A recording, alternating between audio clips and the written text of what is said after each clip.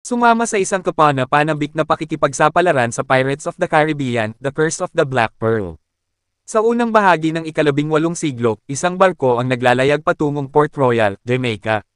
Sakay nito ang Gobernador Weatherby Swan at ang kanyang anak na si Elizabeth. Sa kanilang paglalayag, nakatagpo sila ng isang batang lalaki na si Will Turner na nailigtas mula sa isang lumubog na barko. Habang inaalagaan si Will, napansin ni Elizabeth ang isang gintong medalyon na nakasabit sa leeg nito. Makalipas ang 8 taon, si Elizabeth ay naging isang dalaga at nakatakdang magpakasal kay Commodore James Norrington. Sa araw ng kanilang kasal, habang si Elizabeth ay nakasuot ng mahigpit na corset, siya ay nahirapan sa paghinga at nahulog sa dagat. Sa kanyang pagbagsak, ang medalyon na kanyang suot ay naglabas ng kakaibang liwanag. Dahil sa kakaibang pangyayaring ito, dumating sa Port Royal ang isang misteryosong pirata na si Jack Sparrow. Siya ay isang dating kapitan ng Black Pearl, isang barkong itim ang layag na kilala sa buong dagat. Si Jack ay may layuning muling makuha ang kanyang barko mula kay Kapitan Hector Barbosa, ang kasalukuyang kapitan ng Black Pearl. Habang si Jack ay nagtatago sa Port Royal, ang Black Pearl ay dumating at inatake ang bayan.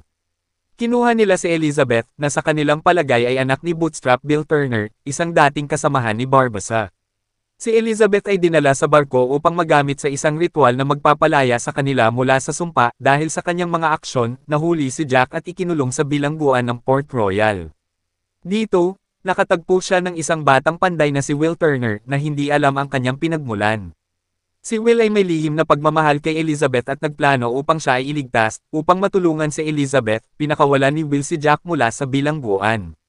Magkasama nilang pinlano na sakupin ang isang barko ng Royal Navy upang makatawid patungong Isla de Muerta, ang puok kung saan nakatago ang kayamanang Aztec na nagdudulot ng sumpa sa mga pirata. Sa kanilang paglalakbay, dumaan sila sa Tortuga, isang kilalang puok ng mga pirata. Dito, nakatagpo sila ng mga dating kasamahan ni Jack, kabilang si Josh Amy Gibbs, na nagbigay ng impormasyon tungkol kay Barbosa at sa sumpang bumabalot sa Black Pearl. Napag-alaman nila na ang Black Pearl ay isang barkong isinumpa dahil sa isang kayamanang Aztec.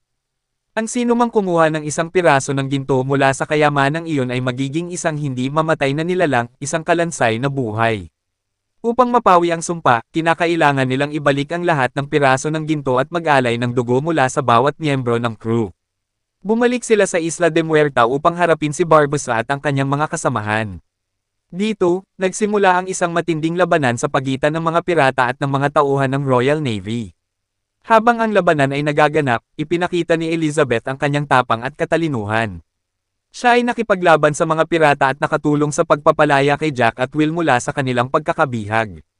Sa huli, si Jack ay napalaya mula sa kanyang pagkakabihag at muling naging kapitan ng Black Pearl.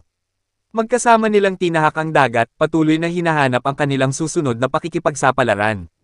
Samantala, si Will ay naghayag ng kanyang nararamdaman kay Elizabeth. Sa kabila ng mga pagsubok at panganib, kanilang nahanap ang pagmamahal at pagkakaunawaan sa isa't isa. Sa pagtatapos ng pelikula, ang Black Pearl ay muling naglayag sa dagat, dala ang mga bagong pag-asa at pakikipagsapalaran. Si Jack Sparrow ay patuloy na magiging isang alamat sa mundo ng mga pirata.